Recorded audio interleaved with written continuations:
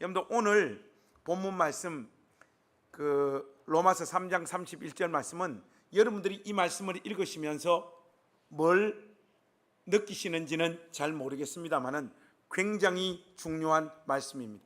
제가 우리 교회 주보에 우리 교회 지향과 방향 10가지를 담아놨어요. 거기에 보면 신학적으로 건강한 교회 하는 표현이 담겨 있습니다. 여러분, 우리 한국 교회가 이 모양 저 모양으로 신학적으로 건강하지 못한 교회들이 너무 많이 출현하고 있고, 성경에서 말하고 있는 그 복음을 가르치는 것이 아니라 굉장히 자의적이고 주관적인 내용을 하나님 말씀인 양 선포하고 있는 단체들이나 교회들이 너무나 많아지고 있습니다. 특별히 로마서 3장 31절 말씀, 이 율법과 관련된 잘못된 가르침들이 한국교회 판을 치고 있습니다.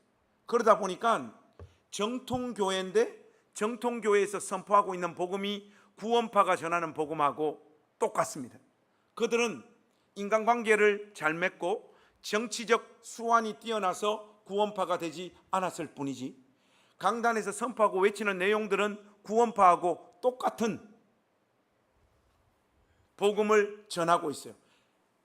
그들의 그 논리가 어디에서 그런 방향으로 흘러가고 있는가 하면 오늘 본문 말씀이에요. 이 로마서 3장 31절 말씀을 잘못 이해한 결과 그들이 강단에서 전하는 복음이 구원파와 똑같습니다. 그런 의미에서 여러분들 마음 가운데 오늘 이 설교가 딱 끝났을 때는 율법과 관련한 성경적인 입장이 우리 나전단교회 모든 가족들 마음에는 제대로 정확하게 딱 자리 잡는 시간이 되었으면 좋겠습니다. 여러분, 지나간 3장 말씀을 이미 다 까먹으셨겠지만은 그래도 한번 소환해 보십시오. 율법을 소유한 유대인들이 그 율법을 지켜서 구원받지 못한다라고 분명하게 말씀드렸죠. 그런 실정 가운데 있는 유대인들은 결코 자랑할 것이 없습니다. 왜냐하면 구원받는 일은 오직 하나님께서 값없이 차별 없이 제공하는 그리스도의 의를 믿음으로 받아들임으로 이루어지기 때문입니다. 그들이 소유한 율법은 자신들이 율법대로 살지 못하는 인간임을 확인시켜주는 역할을 감당하는 거죠. 율법을 온전히 지켜서 하나님 앞에서 의롭다고 인정받으려 몸부림치면 칠수록 인간은 절망하고 나락으로 떨어질 수밖에 없습니다. 이런 상황에서 31절 말씀을 한번 보십시오. 이제까지 율법의 부정적인 역할을 강조하고 믿음의 긍정적인 역할을 강조해 오다가 율법을 파기하느냐, 그럴 수 없느니라, 도리어 율법을 굳게 세운다, 이렇게 사도가 이야기하고 있습니다. 실컷 율법은 부정적으로 이야기한 다음에 믿음의 가치를 분명하게 세웠으면서 사도가 왜 이런 말을 하고 있는 것일까요? 그 답은 율법은 예수 믿고 구원받은 신자의 삶에도 여전히 필요하고 그 역할을, 중요한 역할을 감당하기 때문에 그렇습니다. 그렇다면 도대체 율법은 예수 믿고 구원받은 신자들에게 무슨 역할을 할까요? 제가 지금부터 30초 시간 드리겠습니다. 옆에 사람에게 율법의 역할은 이것이다, 옆에 사람하고 한번 이야기해 보세요. 하려고 하니까 할 말이 있습니까, 없습니까? 그 마음을 우리가 그대로 한번 전하겠습니다. 너한테 할 말이 없네? 그렇게 한마디씩 하십시오. 왜냐하니까 알쏭달쏭 우리 안에 구원받고 난 후에 율법이 신자들에게 왜 필요하며 무슨 역할을 하는지 정리가 안 돼 있어요.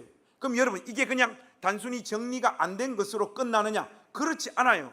여러분 신앙생활을 완전 엉망진창으로 만들어 버리는 거예요.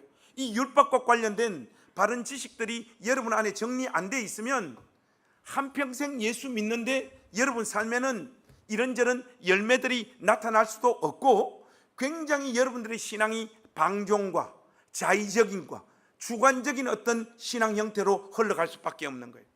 여러분, 앞에서 밝힌 것처럼 구원받은 신자들에게도 여전히 이 율법은 우리가 죄인인 것을 깨닫게 해주는 역할을 감당합니다. 실제로 여러분, 예수 믿고 구원받은 신자의 삶도 여전히 죄가 덕지덕지 묻어 있고 우리의 삶이 구질구질 하잖아요.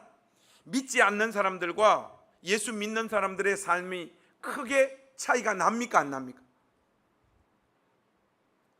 솔직히 말하세요. 여러분 모습을 말하면 되잖아요. 여러분 분명히 예수님을 믿는다고 고백하는 예수 믿는 신자인데 여러분들의 삶과 예수 믿지 않는 사람들의 삶이 차이가 많이 납니까, 안 납니까? 그거 자랑이라고 지금 이야기하세요? 원래는 차이가 많이 나야지 정상인데 별로 차이가 나지 않습니다. 예수 믿는 깡패들이 너무 많고 예수 믿지 않는 천사들이 너무나 많습니다. 예수님은 안 믿는데 예수 믿는 우리보다 더 의롭게 사는 신자들이 얼마나 많습니까? 우리의 삶은 예수님을 믿고 구원받았다 그렇게 말하고 있음에도 불구하고 하나님의 말씀과 너무나 많이 동떨어져 있는 우리의 모습을 봅니다. 지나온 한 주간의 여러분의 삶을 볼 때도 참 절망적이죠. 죽어나잖아요, 여러분. 믿음이다, 구원이다 하지만 그것이 삶의 현장에서는 아무런 영향력을 미치지 못하는 내 현실 앞에 절망하는 날들이 얼마나 많습니까? 그런 의미에서 교회는 두 종류의 죄인이 있어요. 들킨 죄인, 안 들킨 죄인. 지난 한 주간도 예수 믿는다라고 하는 것, 구원받았다라고 하는 이 사실이 우리 삶에 이런저런 효력을 미치지 못하는 현실을 여러분들이 다 맞이하고 살다가 몸에 배어 있는 목사님 이름하고 똑같은 관성의 법칙 때문에 주일날 여기에 온 거잖아요. 또 여러분들 이 말씀을 잘못 오해해서 목사님 때문에 오늘 이 교회에 왔다라고 목사님이 말했다 그렇게 말하면 무식한 거예요. 저는 지금 아인슈타인의 관성의 법칙을 말하는 거예요. 이게 물리적인 관성의 법칙만 있는 것이 아니라 우리 삶에도 관성의 법칙이 작동합니다. 그게 뭐냐? 인간은 하던 짓을 계속 한다. 교회에 왔기 때문에 오늘도 여러분들이 왜 교회에 왔다? 집에 가려고 교회에 온 거예요. 목사님 왜 그렇게 너무 정확하게 우리 가슴을 휘벼 파십니까? 여러분, 저는 그냥 저의 꼬라지를 보고 저를 비판하고 있는 것뿐이에요. 저를 비판하면 여러분들이 깜짝 놀라더라고요. 이걸 보면 저와 여러분들의 삶의 모습이 그반 다르지가 않고 신자가 경험하는 세상 속에서의 삶이 그렇게 영광스럽지 않다라는 것이 솔직한 우리의 현실입니다. 그 앞에서 우리는 절망하는 날이 많습니다. 그래서 우리의 소망은 말씀대로 잘 사는 나 자신이 아니라 십자가 지신 예수 그리스도가 되는 것입니다. 그래서 예수님만을 우리가 더욱 붙잡고 의지하게 되는 거죠. 율법이 신자들에게로 바로 그런 역할을 하는 거예요. 나는 산다고 살았는데 하나님 말씀을 딱 보니까 그 하나님 말씀의 기준 앞에 예수 믿는 신자인 우리가 날마다 절망하는 거예요. 나는 언제 저렇게 온전하게 하나님 말씀대로 살 수 있을까? 그 갈망, 소망도 있지만 그 앞에서 우리가 절망하고 좌절하는 날도 많잖아요. 그 절망하고 좌절하는 마음 가지고 다시금 우리를 용서하시고 용납하시는 십자가 지신 예수님을 의지하고 다시 붙잡는 거예요. 그게 바로 하나님의 말씀, 율법이 구원받고 난 이후의 신자의 삶에도 효력을 가지는 이유인 것입니다. 이런 의미에서 우리는 율법을 폐기할 수 없습니다. 더욱 율법을 굳게 세워야 되죠. 여러분들과 함께 마태복음 5장에 있는 말씀 한번 살펴봤으면 좋겠습니다. 여러분, 마태복음 5장 17절에서 20절 말씀 한번 보십시오. 마태복음 5장 17절에서 20절. 여러분들 이 말씀은 대단히 중요하니까 이 말씀을 읽으면서 여러분 마음 가운데 형성되어지는 어떤 느낌과 감정과 정서가 어떤지 한번 읽으시면서 그대로 한번 느껴보십시오. 17절에서 20절 우리 소리내서 한번 같이 읽겠습니다. 시작. 내가 율법이나 선지자를 폐하러 온 줄로 생각하지 말라. 폐하러 온 것이 아니요 완전하게 하려 함이라. 진실로 너희에게 이르노니 천지가 없어지기 전에는 율법의 1.1획도 결코 없어지지 아니하고 다 이루리라. 그러므로 누구든지 이 계명 중의 지극히 작은 것 하나라도 버리고 또 그같이 사람을 가르치는 자는 천국에서 지극히 작다 일컬음을 받을 것이요 누구든지 이를 행하며 가르치는 자는 천국에서 크다 일컬음을 받으리라. 내가 너희에게 이르노니 너희 의가 서기관과 바리새인보다 더 낫지 못하면 결코 천국에 들어가지 못하리라. 예수 믿고 이미 구원받은 우리 낮은담교회 가족 여러분, 이런 말씀 앞에서 여러분 가슴에는 어떤 정서와 감정이 형성됩니까? 우리가 지극히 작은 것 하나도 버리지 않고 그 계명을 다 가르치고 지킬 수 있는 존재입니까? 우리는 그럴 수가 없습니다. 예수 믿고 구원받은 이 순간에도 우리는 저런 말씀을 보면 소망이 생기기보다는 절망하는 자리로 떨어질 수밖에 없습니다. 그래서 구원받았음에도 이 말씀을 온전히 성취하신 예수 그리스도, 그분의 십자가를 붙잡고 의지해야 되는 거예요. 예수 믿는 믿음만이 우리를 하나님 앞에서 의롭게 만들어줍니다. 이런 차원에서 율법을 더욱 굳게 세워야지 그 앞에서 우리는 절망을 경험하는 거예요. 그런데 말이죠, 율법의 이런 측면만을 너무 강조하다가 기독교 역사에서 이단으로 정죄받은 자들이 있습니다. 전문적인 용어로 표현하자면 이런 자들을 율법 폐기론자라고 이야기합니다.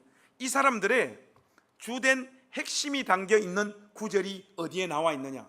여러분, 먼저 이 사람들의 논리를 또 주장을 우리가 정확하게 이해를 해야지 이 주장을 깨트리고 성경적인 율법론을 우리가 제대로 세울 수 있는 거예요. 그런 의미에서 이 사람들이 주로 이런 논리와 주장을 펼칠 때 사용하는 구절부터 우리 한번 확인해 봅시다. 로마서 6장 14절 말씀입니다. 여러분들 한번 펴보십시오. 로마서 6장 14절 말씀. 여러분, 설교가 그래요. 매주 가슴 뜨겁고 눈물 나고 위로받고 하는 이런 메시지도 필요하지만 하나님 말씀을 정확히 깨닫고 알고 이해하는 측면의 어려운 설교도 필요한 거예요. 그런 의미에서 오늘 설교는 어려운 설교예요. 목사님, 제 IQ는 120 이하입니다. 이런 분들은 일찍 주무세요. 괜찮아. 자, 6장 14절 말씀. 6장 14절 말씀 우리 한 목소리로 한번 읽어보겠습니다. 시작. 죄가 너희를 주장하지 못하리. 이는 너희가 법 아래 있지 아니하고 은혜 아래 있습니다. 여러분, 우리는 율법 아래 있는 자입니까? 은혜 아래 있는 자입니까? 우리는 은혜 아래 있는 자이죠. 그래서 율법 폐기론자들은 이 말씀을 근거로 하나님의 은혜를 강조합니다. 구원받은 신자들은 더 이상 율법 아래 있지 않고 은혜 아래 있음을 힘주어 이들은 강조하고, 그래서 그들은 신자가 은혜 아래 있음을 어떻게 표현하느냐, 이렇게 표현합니다. 여러분 한번 잘 들어보세요. 물어볼 거예요. 제가 이제 신자의 삶의 지침과 방향은 율법이 아니라 신자 안에 거하시는 성령님이시다. 여러분, 이 말이 맞아요, 안 맞아요? 이렇게 전체를 향하여 물으면 알쏭달쏭하게 군중 속에 숨어가지고 자기 뜻을 확실하게 표현하지 않아요. 앞에서 환하게 웃고 계시는 우리 변장수 집사님, 낮은당교회 모든 성도들을 대표해서 집사님에게 묻겠습니다. 이제 신자의 삶의 지침과 방향은 율법이 아니라 신자 안에 내주하시는, 거하시는 성령님이다. 이 말 맞아요, 틀려요? 그럴 줄 알았어요. 여러분, 이거 맞는 것 같죠? 틀리는 것 같죠? 목사님, 확실하게 말하세요. 여러분, 아리송하죠? 이거 율법 폐기론자들이 이 주장을 합니다, 여러분. 이게 맞는 것 같기도 하고 틀린 것 같아요. 그러다 보니까 많은 신자들이 이 가르침이 성경적인 줄 알고 덥석 붙잡아요. 왜냐? 맞아 보이는 내용도 굉장히 많이 들어가 있기 때문에 그래요. 제가 단호한 입장을 지금 취하지 않고 율법 폐기론자들을 아리송하다 이렇게 말하는 이유가 있습니다. 율법 폐기론의 관점으로 복음을 설명하면서 하나님 앞에서 경건하게 살았던 신자들도 있었기 때문에, 쉽게 말해 저는 율법 폐기론자들을 일방적으로 무조건 다 이단이다 이렇게 말하기에는 율법 폐기론을 주장하는 그 노선들이 꽤나 다양해요. 율법 폐기론을 완전 대놓고 아주 강력하게 밀어붙이는 자들은 저는 이단이라고 생각을 합니다. 그런데 율법 폐기론을 굉장히 소프트하게 주장을 하는 가짜 복음을 전하는 사람들도 많아요. 그래서 이걸 이단이라고 해야 되나 말아야 되나, 저는 여러분 알다시피 겁이 많기 때문에 이단이라고 이러면 또 전화 올까 싶어가지고 그 말을 지금 세게 못하는데 우리 주님께서 저에게 담력을 주시면 좋겠어요. 율법 폐기론은 이단입니다, 여러분. 성경적인 가르침이 아니에요. 그렇다면 이제 신자의 삶의 지침과 방향은 율법이 아니라 신자 안에 거하시는 성령님이시다 하는 이 진술의 문제점이 뭐냐? 여러분, 한국 교회에 잠시 좋은 설교를 해주셨다가 몇 해 전에 돌아가신 김성수 목사님이란 분이 있었어요. 이분의 설교가 전형적인 율법 폐기론이에요. 이 사람 신학이 율법 폐기론 위에 놓여 있어요. 저는 김성수 목사의 설교와 신학에 동의하지 않습니다. 제가 우리 교회를 개척해가지고 한 6개월 정도 됐나 8개월 정도 됐나 어떤 자매님이 교회를 오셨어요. 자매님, 우리 교회 어떻게 오셨습니까? 그러니까 목사님 설교 듣고 너무 은혜를 많이 받았다는 거예요. 뭐 별것도 아닌다니까. 제가 존경하는 김성수 목사님 설교와 목사님 설교가 너무 똑같다는 거예요. 그때 제가 개척하고 제일 상처를 많이 받았어요. 여러분, 저는 김성수가 아니고 김관성이에요. 그분은 아마 제가 예수 믿고 구원받음에 있어가지고 믿음을 강조하고 율법으로는 구원받지 못한다라고 하는 그 메시지를 강하게 전할 때 저의 설교를 들었던 것 같아요. 그래서 김성수 목사 설교와 저의 설교가 닮아 있다라고 이 사람이 이야기했는데, 저는 김관성입니다, 여러분. 저는 김성수 목사와 신학이 다를 뿐만 아니라 그의 신학을 비판하는 입장에 서 있습니다. 이 김성수 목사의 설교를 들어보면 믿음으로 살라는 촉구가 분명히 있어요. 그리고 경건함의 추구를 무시하지 않습니다. 다만 율법의 역할을 인간을 절망케 해서 그리스도를 더욱 붙잡게 하는 것으로만 설명하고 있어요. 그분은 이 내용을 지나치게 강조하고 있고 어떤 의미에서 극단적인 자리까지 몰아가고 있습니다. 그래서 김성수 목사님 설교를 가만 들어보면 하나님 은혜 앞에 굉장히 많은 형용사를 동원합니다. 선행하는 은혜, 영원한 은혜, 선택하는 은혜, 구별하는 은혜, 이렇게 은혜를 계속해서 강조해요. 목사님, 하나님의 은혜를 강조하는 것은 성경적이고 좋은 것이지 않습니까? 맞아요. 그런데 이것에 대한 지나친 강조로 인해서 누군가 구원받은 신자의 삶에도 우리 삶의 나침반이 되고 우리 삶을 인도하는 구체적인 지침인 율법이 필요하다라고 조금이라도 이야기를 하면 그것은 하나님께서 베푸신 은혜를 무가치한 것으로 만드는 그리스도의 십자가의 공로의 효력을 무시하는 것으로 김성수 목사와 그를 추종하는 사람들은 간주해버립니다. 한마디로 그들은 어떻게 비판을 하는가 하면, 왜 그리스도께서 율법의 속박에서 우리를 해방하셔서 은혜로 우리를 구원하셨는데 다시 율법으로 돌아가는 가르침을 외치느냐, 이렇게 비판합니다. 이 지점이 바로 문제예요, 여러분. 이 지점이. 이런 신학적 경향을 가진 사람들은 아무 조건 없이 의롭다고 인정받는 칭의에 인간들의 선행이나 행함의 요소가 침투할 수 있는 모든 가능성을 차단하려고 애쓰다가 구원받은 이후 신자의 삶의 방향과 지침이 되는 율법의 필요성까지 무시해버리는 자리까지 나아가 버린 거예요. 아니, 엄밀히 말하면 인간을 절망케 하는 기능의 율법만을 강조하는 거예요. 결국 율법 앞에서 절망을 맛보고 그리스도를 붙잡아 의롭다 칭함을 받고 자신이 하나님의 자녀라는 확신을 가진 어떤 사람임에도 불구하고 이제 더 이상 신자의 삶에 그 어떤 객관적인 규칙도 필요 없고 우리는 성령의 인도함을 쫓아 살면 된다. 이것이 그들의 주장입니다. 여러분, 이게 과연 성경적인 주장일까요? 성경적인 주장 아닙니다. 여러분, 우리 이런 식의 주장이 우리 시대에만 이렇게 난무하고 있는 것이 아니라 교회의 역사를 살펴보면 이 율법 폐기론자들은 항상 존재했습니다. 그런 것을 보면 구원받은 이후에 신자의 삶에 율법은 더 이상 필요 없고 성령의 인도하심 따라 살면 된다라고 주장하는 이런 가르침들이 굉장히 매력적인 거예요. 그리고 우리 본성과 일치하는 거예요. 그러니까 교회 역사에서 반복해서 이런 가르침들이 출현하고 강단에서 그것이 성경적인 것인 마냥 선포하고 외치는 거예요. 이런 식의 주장이 매력적인 이유는 무엇보다 율법의 필요성을 신자의 삶에 제거하면서 십자가의 능력과 효력을 강조하고 십자가의 은혜를 강조하고 십자가의 유일성을 강조하기 때문이에요. 굉장히 매력적이잖아요. 하나님의 은혜, 십자가의 은혜, 십자가를 강조하잖아요.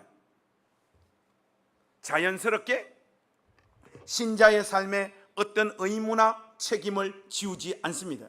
이 부분이 우리가 가진 죄된 본성과 딱 일치하는 너무나 매력적인 지점, 그것이 율법 폐기론이 오고 오는 모든 세대의 신자들 삶에서 인기를 가지고 누리는 핵심적인 이유예요.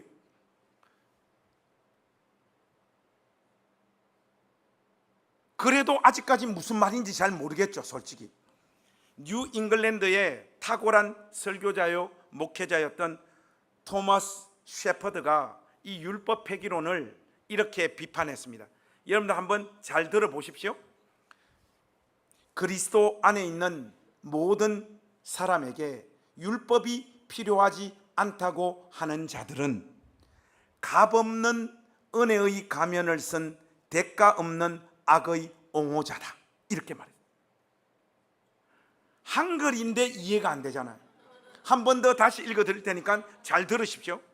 그리스도 안에 있는 모든 사람에게 율법이 필요하지 않다고 주장하는 자들은 값없는 은혜의 가면을 쓴 대가 없는 악의 옹호자다. 여러분, 무슨 말인가 하면요, 율법 폐기론의 주장이 뭐라고 했습니까? 십자가의 은혜, 십자가의 유일성, 하나님의 은혜를 강조하면서 이제 더 이상 하나님의 말씀, 율법은 우리에게 더 이상 필요 없고 우리 안에 내주하시는 성령의 인도함을 쫓아 살면 된다고 말한 주장이잖아요. 여기서 여러분이 날카롭게 어떤 질문을 던져야 되는가 하면 성령의 인도함을 받는 삶의 구체적인 모습이 뭡니까? 한번 말씀해 보시라고요. 성령의 인도함을 받는 삶이 뭐냐고요. 너를 인도하는 성령의 인도함, 나를 인도하는 성령의 인도함이 다 달라요, 여러분. 여기에서 뭐가 터져 나오느냐? 기독교의 종교 장사꾼들이 터져 나오는 거예요, 여러분. 어제도 다음 기사 하나 딱 떴는데 또 교회를 욕하고 목사를 비판하는 내용이라 왜 매일 이런 기사만 뜨고 요즘 이런 것도 동영상까지 올라오냐 하고 탁 눌렀어요. 한 번은 봐야 되니까. 보니까 대한민국 사람 전체에게 다 공개된 거 뭐 이 시간에 이야기한다고 뭐가 문제겠습니까? 목사님이 어떤 그 여자 집사님 같아 보여요. 그 집사님에게 어떻게 이야기해요? 내가 기도해 보니까 하나님이 집사님 과거와 미래를 다 보여준다. 그래서 결국 그 말 해가지고 무슨 말 하고 싶은 거예요? 헌금해라, 이 말이에요. 굉장히 주관적이고 실체도 없는 성령의 음성, 성령의 인도함, 이런 것들 가지고 종교 장사꾼들이 성도들의 마음을 미혹해가지고 자기의 욕심을 채운단 말이죠. 여러분, 도대체 성령의 인도함을 받는 게 뭐예요? 보면, 목회하다 보면 이런 식의 신앙의 경향을 가지는 신자들, 또 말씀 선포하는 자들이 너무나 많아요. 교회 안에. 목사님, 기도하는데 성령님께서 저에게 이런 감동을 주셨습니다. 이 교회가 지금 예배당을 구입하는데 하나님이 나보고 통장에 그 꼽을 쳐놓은 5천만 원 드리라고 하나님 내 마음에 주셨습니다. 아닙니다, 여러분. 그 성령께서 주시는 음성 아니에요. 여러분들이 목사 설교에 너무 놀래가지고 겁을 먹은 거예요, 여러분. 그 굉장히 여러분 주관적인 사고예요. 주관적인 사고. 성령께서는 그렇게 우리의 삶을 인도하지 않습니다, 여러분. 이게 얼마나 심각한 문제인가 하면, 극단적으로 몰고 가면 이런 사람이 있어요. 우리 교회에 어떤 이쁜 자매가 있어요. 어떤 형제가 가서 자매님 사랑합니다 이러면, 아니 언제 봤다고 사랑이야. 자매는 사랑도 안 하는데 내가 기도하는데 하나님께서 자매와 결혼하라고 하나님 나한테 감동 주셨다. 여러분, 하나님께서 그런 감동 주셨다는데 그 감동 어떻게 할 거예요? 여러분, 이 감동 맞아요, 안 맞아요? 여러분들도 참 악한 게 자기 감동은 다 맞대. 여러분, 저 장가 못 가는 우리 남자 청년들의 감동도 인정해 주셔야 될 거 아닙니까? 이쁜 여자 보면 결혼하고 싶고, 기도하니까 너를 위하여 예비해 놓은 자매다, 가서 용기 내서 고백해라, 할 수 있잖아요. 여러분, 이렇게 자꾸 흘러가면 어떤 일들이 벌어집니까? 신자가 기도하면서 자기가 주관적으로 느꼈다, 하나님이 들려주셨다, 성령께서 나를 인도하신다, 이런 가르침들이 완전 난무하기 시작하는 거예요. 교회 안에 자기의 주관적인 어떤 느낌, 생각을 하나님의 뜻이며 성령께서 인도하시는, 나를 통치하시고 지배하시는 방식으로 받아들이는 사람들이 얼마나 많습니까, 여러분? 토마스 셰퍼드가 이렇게 단호하게 율법 폐기론의 문제점을 공박하고 있는 이유가 있습니다. 율법 폐기론은 우리가 예수님을 주와 그리스도로 믿을 때 우리에게 더 이상 객관적인 규칙이나 법은 필요하지 않고 우리 안에 내주하시는 그 성령의 인도함을 따라 살면 된다고 말하는데, 맞는 것 같지만 성경적인 가르침이 아니에요, 여러분. 절대로 성경적인 가르침이 아닙니다. 신자의 마음에 하나님은 하나님의 법, 하나님의 말씀을 기록하고 새기시고, 우리를 인도하는 방식은 반드시 신자의 심령 안에 기록되어진 그 하나님 말씀이 성취되고 이루어지는 방향으로 우리의 삶을 인도하시는 거예요. 그러므로 성경에 분명히 기록되어져 있는 하나님의 율법 이외의 어떤 구체적인 삶의 영역에서 하나님이 나에게 이런 마음을 주셨다, 하나님이 나에게 이런 감동을 주셨다, 여러분, 이런 표현들 굉장히 조심해야 되는 거예요. 이것이 이타적인 방향에서 다른 사람을 사랑하고 섬기고, 특별히 목사님 생각하여 통장에 5천만 원 드리겠다, 뭐 이런 식의 신앙은 그렇게 나쁜 것은 아닙니다. 그런데 자기의 정욕과 욕심을 채우기 위해서 우리는 성령의 음성과 성령의 인도하심을 너무나 많이 주장하잖아요. 여러분, 그렇지 않습니까? 여러분, 그런 거 다 엉터리예요. 여러분, 유튜브에 그런 인간들 막 줄줄이 깔려 있어요, 여러분. 그런데 여러분들이 영향을 받고 여러분이 신앙을 형성하기 시작하면 여러분 삶에는 성령께서 성취하고 이루시는 열매가 결단코 나타나지 않습니다. 여러분, 우리 말씀 한 구절 찾아봅시다. 어디로 가는가 하면 히브리서 10장 15절 16절 말씀. 이 말씀 아주 중요하니까 한 번도 빠지지 마시고 말씀 한번 찾아보세요. 히브리서 10장 15절 16절 말씀. 우리 한번 이 말씀 같이 읽겠습니다. 히브리서 10장 15절에서 16절 같이 읽겠습니다. 시작. 또한 성령이 우리에게 정언하시되 주께서 이르시되 그날 후로는 그들과 맺을 언약이 이것이라 하시고 내 법을 그들의 마음에 두고 그들의 생각에 기록하시라 하신 후에, 여러분, 하나님의 법을 어디에 둔다고요? 신자들의 마음에 두고 그들의 생각에 하나님의 말씀을 기록하신다는 거예요. 성령께서 우리 안에 내주하시고 우리를 인도하시는 건 맞아요. 맞는데 내주하시는 성령께서 우리를 인도하시는 방향이 어딘가 하면 우리 안에 기록되어진, 새겨진 그 하나님의 말씀이 성취되고 이루어지는 방향으로 우리를 인도해 가시는 거예요. 이런 의미에서 율법은 신자의 심령 안에 살아 있어야 되고, 이 율법은 우리 삶의 방향이고 지침이 되어지는 거예요. 한 구절 더 봅시다. 히브리서 8장 10절 말씀 한번 펴보세요. 여러분, 이런 구절들은 꼭 여러분들이 딱 챙겨서 정확하게 레퍼런스로 누구에게 딱 제시할 수 있어야 돼요. 엉터리 주장을 하는 사람들에게.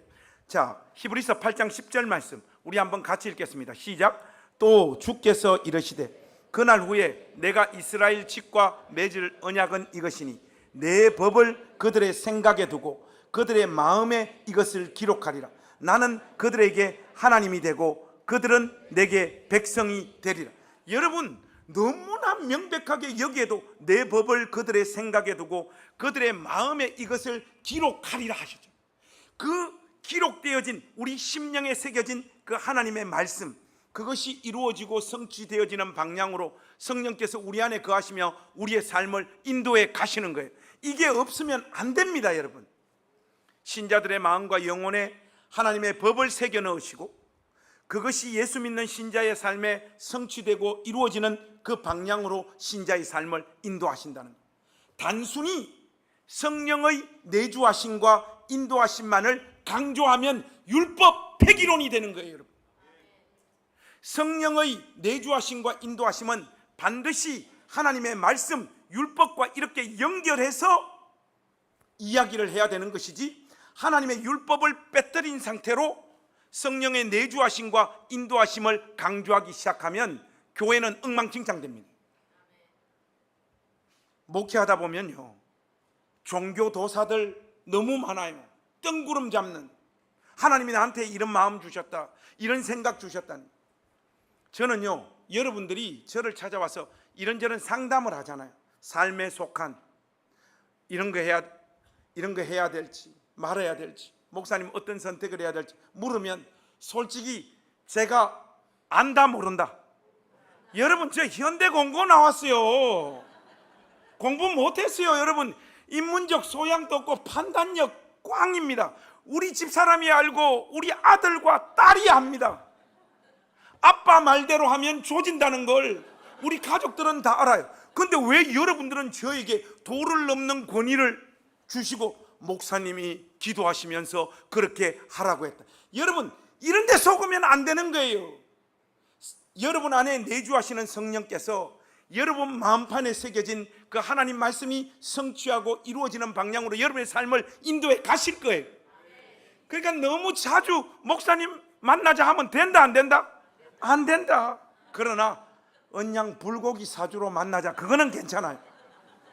그때 제발 언양 불고기만 먹으시라고. 왜 찾아와가지고 목사님, 내가 이 남자하고 결혼해야 됩니까, 안 해야 됩니까? 네가 알지 내가 어떻게 알아? 네가 결혼할 사람을 내가 어떻게 아냐고. 내가 니로 안 살아봤는데. 갑자기 장기야 노래가 생각나네. 목사님, 이 대학을 가야 됩니까, 저 대학을 갑니까? 성적에 맞춰서 가면 돼. 목사님, 현대자동차 들어가야 됩니까, 삼성전자 가야 됩니까?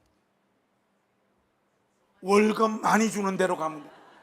거창고등학교 그 졸업생들에게 그 교장선생님이 그 정해놓은 10가지가 월급 적게 주는 곳으로 가라. 그 뭐 가치 중심적인 교육을 하는 곳이란다. 여러분, 그 말 듣고 인생 나락간 사람 엄청 많아요.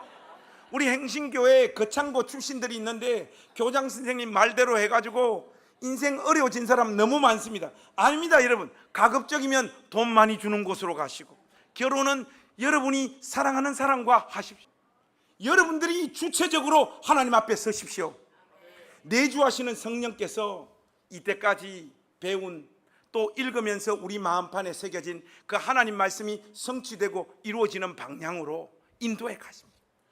우리 어른들도 마찬가지예요. 여러분 자녀들이 누구 짝을 데리고 와서 여러분 마음에 안 들죠? 여러분 마음에 안 들죠? 그죠? 마음에 안 들면 여러분은 어떻게 해야 됩니까?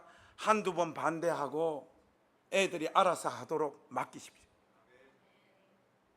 그렇게 잘못 결혼해가 한번 죽도록 고생해 봐야 돼. 그러면서 성수 가고 주님 닮아가는 거예요. 여러분 우리가 다 그랬잖아. 우리가 울산에도 한 여자가 잘못 선택하는 바람에 인생이 한 20년 정도 나락으로 떨어졌다고 울산 와서 지금 살짝 회복하고 있는 김모정미라고 있습니다. 그거 다 자기 인생이에요. 여러분 이런 영역에 있어가지고 자꾸 내가 기도했는데 하나님 나한테 이런 마음을 주셨다, 자식들에게 그렇게 말하지 마세요.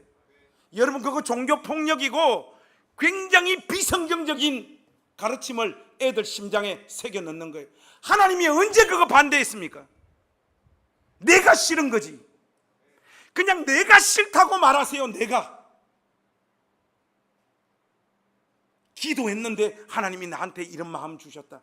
여러분 이거 얼마나 무지막지한 폭력입니까? 여러분 사실 있잖아요. 지난 한 주간 이제 우리 교회가 이렇게 성장해서 우리 교회 공간 문제로 제가 기도하고 있는데 하나님이 저에게 용기 내서 500억짜리 공사 시작하라고 감동을 주셨어요. 장로님들, 안수 집사님들 작정하고 이 하나님 말씀에 순종할 수 있기를 바랍니다. 아멘입니까? 이렇게 가르치고 외치면 뭐 하냐고요. 이렇게 또 다 넘어가는데 여러분 이런 거에 하나님은 우리를 이렇게 인도하시지 않아요. 하나님의 말씀이 우리의 생각과 가슴판에 새겨 넣으신다고. 성경에 기록되어진 그 말씀이 성취되고 이루어지는 방향으로 우리의 삶을 인도하시는, 그것이 내주하시는 성령께서 하시는 일이에요. 그러니까 율법과 성령의 내주하심과 인도하심을 분리해가지고 내주하심과 인도하심을 강조하게 되면요, 성도들을 다 잘못된 자리로 이끌어가는 거예요. 그런 가르침들이 한국교회에 너무나 횡행하고 있습니다. 마치 이런 거나 똑같아요. 여러분 운전하고 갑니다. 근데 속도계가 고장이 났어. 지금 80km 달리는지 100km 달리는지 알 수가 없어. 내 감으로만 알아요. 그래도 보면 타고난 성정이나 또 우리 안에 내주하시는 성령께서 인도하시는 어떤 방향들이 맞을 수도 있어요. 그 방향이. 그러나 속도계가 없을 때 내가 지금 몇 킬로로 달리고 있는가를 감각할 수 없잖아요. 저 같은 경우에는 누가 우리 청년부 어떤 한 자매를 제가 어디 간다고 차를 태워줬는데 목사님 차는 타면 참 익사이팅하고 청룡열차를 타는 기분. 저는 늘 그렇게 기쁨을 주는 사람이에요. 저는 시내에서 운전할 때는 청룡열차, 근데 고속도로 올라가면 또 쫄보라서 속도를 못 내요. 100km 이상 못 가겠더라고, 겁이 나가지고. 근데 한 번은 지난번에 장로교 신학대학원 신대원생들에게 교회론 특강을 한다고 가야 되는데 수요 예배를 하고 간다고 고집을 피워가지고 김해공항까지 가야 되는데 시간이 1시간 또 채 안 남은 거예요. 비행기 시간 하니까 믿음이 없는 뭐 최일관, 황명철, 서미륵 목사님 불가능합니다, 포기하시고 장로교 신학대학원에 전화하시는 게 좋겠습니다 하는데 믿음의 사람 조모실에 목사님 가능합니다 하는데 내가 놀래가 자빠진 게 여기서 김해공항을 35분에 끊어버리더라. 그러니까 그거 가는 게 어떻겠어요? 여기 차선이 이렇게 막히면 이쪽으로 해가 가버리는 거예요. 35분에 도착한다. 도착하니까 차가 타는 냄새가 나가지고 어쨌든 저는 도착해가지고 서울에 잘 가서 잘하고 왔어요. 그는 하나님의 사람입니다. 뭔 말인가 하면 그는 지금 100km로 달리는지 150km로 달리는지 200km 달리는지 감각이 없는 거예요. 보통 이런 사람이 어떻게 되느냐? 교통사고 나서 뒤집니다. 여러분. 성령의 내주하심과 인도하심을 하나님의 말씀인 율법과 별개로 주장하기 시작하면 우리가 지금 어디로 인도함을 받고 있는지 알지 못해요. 우리의 죄성과 우리의 욕망들은 나의 이기적인 소원과 마음이 중독되어지는 방식으로 하나님이 나를 인도한다라고 주장하게 돼 있어요. 그리고 그걸 합리화하게 돼 있단 말이죠. 그러니까 보통 이런 식의 율법 폐기론을 주장하는 사람들의 신앙이 방종과 게으름과 나태함으로 대부분 다 흘러갑니다. 제가 여러분 빼도 박도 못할 말씀을 여러분들에게 분명하게 한 구절 소개하겠습니다. 로마서 8장으로 한번 가봅시다. 로마서 8장 3절에서 4절 말씀 한번 보세요. 로마서 8장 3절에서 4절 말씀. 이 말씀 굉장히 중요한데 우리 한 목소리로 한번 읽겠습니다. 로마서 8장 3절 4절 말씀 한번 같이 읽겠습니다. 시작. 율법이 육신으로 말미암아 연약하여 할 수 없는 그것을 하나님은 하시나니 곧 죄로 말미암아 자기 아들을 죄 있는 육신의 모양으로 보내어 죄에 정하사 육신을 따르지 않고 그 영을 따라 행하는 우리에게 율법의 요구가 이루어지게 하려 하심이니라. 여러분 아멘입니까? 영을 따라 행하는 우리에게 무엇이 이루어진다고요? 율법의 요구가 성취되고 이루어지는 방향으로 신자의 삶을 인도하시는 거예요. 그러니까 분명하게 기록되어진 하나님 말씀 이외의 어떤 영역에 여러분 자꾸 여러분의 욕망과 욕심을 갖다 붙여가지고 하나님의 뜻이니 성령께서 나를 이렇게 인도하느니 그런 식의 이야기를 하면 안 돼요. 좋은 뜻으로도 하면 안 됩니다.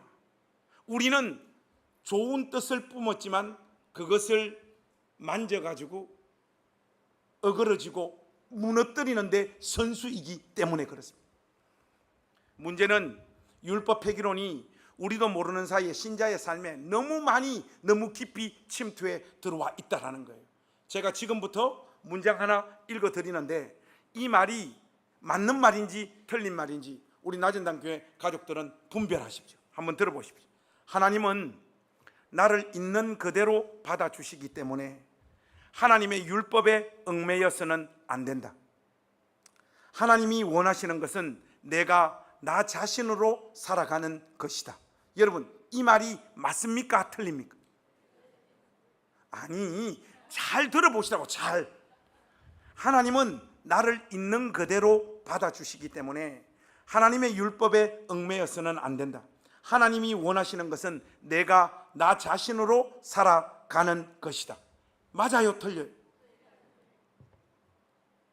여러분들이 이거 틀리다고 어떻게 딱 알게 됐는가? 오늘 제가 설교를 잘해서 그런 거예요. 에브리바디 아멘? 이게 무슨 말인가 하면 이 말이에요. 나는 이렇게 생겨 먹었다. 하지만 나를 거부하고 나를 외면하는 인간들과는 달리 하나님은 자신의 은혜로 나를 이 모습 이대로 받아주신다. 따라서 나는 계속해서 이 상태로 살겠다. 이 말이에요, 여러분. 이게 사실 이런 식의 진술은 율법 폐기론에도 미치지 못하는 말들이에요. 그런데 율법 폐기론의 입장을 취하게 되면 성령의 인도하심이 구체적으로 무엇인지 특정할 수 없기 때문에 저런 고백과 저런 삶을 자연스럽게 추구하게 되는 거예요. 아까도 말씀드렸습니다마는 율법 폐기론의 입장에 서 있지만 경건하게 사는 분들도 있긴 있습니다. 그러나 대부분은 어떤 자리로 흘러가는가 하면 인생이 뭡니까? 사는 게 뭡니까? 어떻게 살아야 됩니까? 뭘 어떻게 살아야 해요? 우리 심령에 새겨진 하나님 말씀 붙잡고 살아야죠. 그 간단한 걸요 자꾸 애매하게 이야기하는 거예요. 왜요? 자기도 아는 거예요. 자기 마음이지 성령께서 그런 마음과 생각을 주신 것이 아니라는 걸 알아요. 여러분 이 율법 폐기론이 교회 안에 신자 안에 얼마나 깊숙이 자리를 잡고 있는가 하면요 제가 목회를 하면 할수록 느껴요. 뭔 말인가 하면 저는 행신교회에서도 마찬가지고 나전당교회에서도 마찬가지고 우리 부목사님들에게 이래라 저래라 말해 본 적이 없습니다. 사람들을 책망하거나 혼내거나 하는 적들이 거의 없습니다. 물론 있긴 있습니다. 제 일과는 좀 합니다. 혼날 짓을 많이 하기 때문에 그렇죠.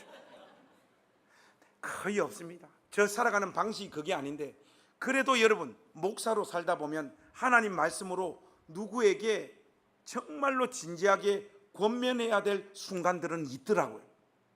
그렇게 여러분 하나님 말씀을 가지고 딱 권면할 때 있잖아요, 대부분은요 기분 나빠요.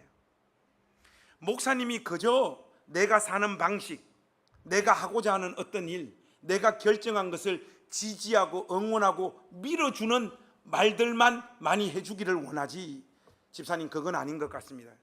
그건 좀 잘못됐습니다. 집사님, 애들 주일날 시험기간이라도 학교 보내시면 안 되죠. 하나님 앞에 예배 드리는 게 더 중요한 거지 않습니까? 이런 이야기하면 앞에서는요 다 테크닉이 늘어가지고요, 목사님 알겠습니다 이러고요, 돌아서서는 목사 저 새끼 저거 공부 못해가 신학교 간 새끼가 지가 공부가 뭔 줄 알아? 좋은 대학도 못 가본 게 집에 가면서 그럽니다. 여러분 그러면서 자기 식대로 살아요. 이런 게 전부 다 율법 폐기론의 영향이에요. 그리고 목사님 생각만 중요하나?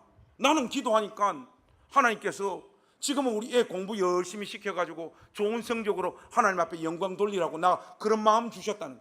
그러니까 율법 폐기론대로 가면 네 생각, 내가 받은 계시, 내가 받은 은혜, 내가 인도함을 받는 방식, 네가 인도함을 다 다른 거예요. 교회가 엉망진창이 되는 거예요. 하나님 말씀 위에 서지 않습니다. 조금 전에 제가 여러분들에게 분명하게 말씀드렸죠. 성령께서 내주하시고 인도하시는 방식이 뭐라고요? 우리 안에 기록되어진, 우리 생각에 새겨진 하나님 말씀이 성취되고 이루어지는 방향으로 인도하신다고 했잖아요.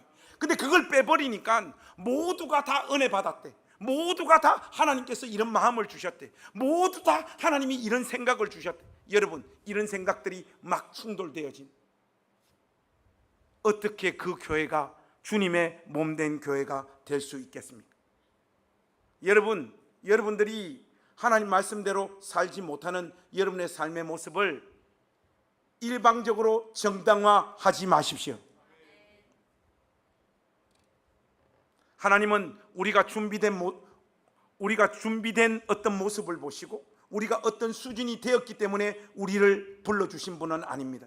그러나 하나님은 우리의 현재의 이 비참한 꼴에도 우리를 받아주시고 사랑해 주신 것이지, 죄 가운데 뒹굴고 있는 그 모습 자체가 사랑스러워 우리를 받으신 것은 아니에요.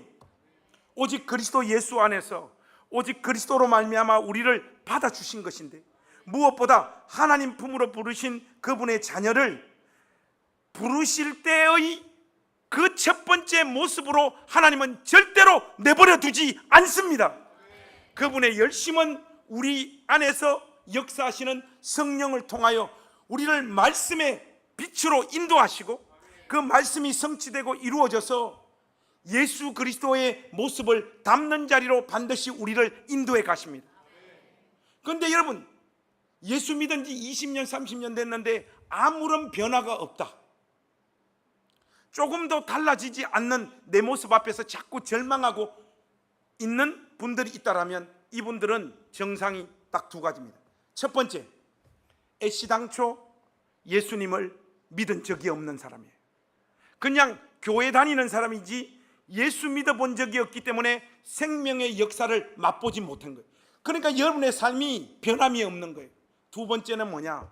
여러분들의 신앙의 경향이 예수님을 믿고 있음에도 불구하고 율법 폐기론 위에 서 있는 거예요. 그래서 여러분의 소원, 여러분의 습관, 여러분의 가치관이 충족되어지고 이루어지는 방식대로 하나님께서 내 삶을 인도한다라고 계속해서 주장하고 그 편한 자리에 머물러 있기 때문에 여러분들의 삶에 아무런 변화가 없는 거예요. 정상적인 신자는 예수님을 닮아갑니다. 여러분하고 함께 여기 살면서 말씀을 전하는 역할을 맡은 제가 올해가 다르고 내년이 다르고 그 다음이 다른 목사가 돼야 될 줄로 믿습니다.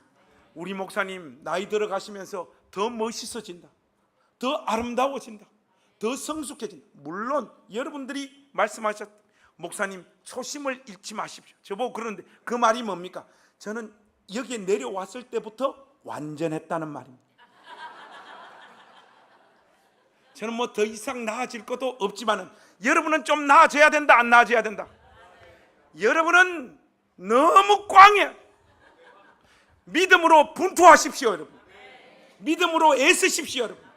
하나님 말씀이 여러분 삶 가운데 열매 맺히도록 믿음으로 분투하고 애쓰고 성령께서 인도하시는 그 방향대로, 말씀이 성취되어지는 그 방향대로 가려고 애쓰셔야 됩니다. 그게 우리의 속도계고 우리 삶의 나침반이에요. 그거와 정반대되는 열매가 맺힐 때, 이 성령의 인도하심이 아니라 내가 지금 잘못 가고 있다는 것을 명백하게 보여주는 우리의 내비게이션, 우리 삶의 나침반이 하나님의 율법임을 여러분 기억하십시오. 여러분 예수 믿고 한 50 넘으면, 아니 한 40 넘으면 성깔이 좀 죽어야 돼요. 아멘 하세요, 여러분. 성깔이 좀 죽어야 됩니다. 보통 보면 어떤 권사님, 목사님, 저 예수 믿고 나 이제 막 성깔 다 죽었어. 내가 볼 때 아닌 것 같은데, 목사님 나 성깔 다 죽고 내가 이제 조금씩 주님 닮는 것 같다 이러셔요. 근데 제가 가만 보니까 성령의 인도하심을 받아서 성깔이 죽은 게 아니라 체력이 떨어진 거예요. 힘이 빠져가지고 주님 닮은 듯 하지만 주님 닮은 게 아니에요. 여러분 진짜 성령의 인도함을 받아서 여러분 날마다 매년 더 우리 주님 닮아가는 공동체 되십시다. 주님 더 닮아가는 신자 되십시다. 아름답고 멋지고 긍휼 풍성하고 나누기를 기뻐하고, 그러다가 죽음의 문턱 앞에 섰을 때는 정말로 온전히 예수님 닮은 모습으로 하나님 앞에 서는 우리 모두가 되기를 원합니다. 그런 의미에서 여러분 술도 좀 끊으세요. 담배도 좀 끊으세요. 이때 여러분들이 어떤 반발, 목사님 술 끊으라는 말이 하나님 말씀에 있습니까? 담배 끊으라는 말씀이 하나님 말씀에 있습니까? 없지요. 그럼 이 말은 저의 뜻입니까? 하나님의 뜻입니까? 저의 뜻입니다. 여러분을 사랑하는 목사의 입장에서는 자꾸 하셔서 일찍 가실까 싶어서 저하고 손잡고 여기서 주님 오래 섬기자고 술 담배 끊으라고 하는 거지. 저는 그거 하나님 뜻 가지고 와서 여러분을 향하여 공갈포 놓지 않습니다. 그런 구분들을 제가 이 말씀 전하는 동안 철저하게 잘 할 수 있는 목사가 될 수 있도록 위해서 기도해 주십시오. 여러분 우리 안에 지금도 내주하셔서 우리를 인도하시는 성령님의 인도하심 따라 우리 잘 걸어가십시다. 잘 걸어갈 때 여러분의 모습, 저 모습이 십자가 지신 우리 주님 닮아 있는 그 지점에 서 있을 줄로 믿습니다. 저 멀리 딴 데가 계신 분들 내비게이션 보고 방향을 트셔서 하나님의 인도하심이 그게 아니고 하나님의 말씀이 성령께서 우리를 인도하시는 방향이라는 것을 깨닫고 돌아오시기를 우리 주님의 이름으로 부탁합니다.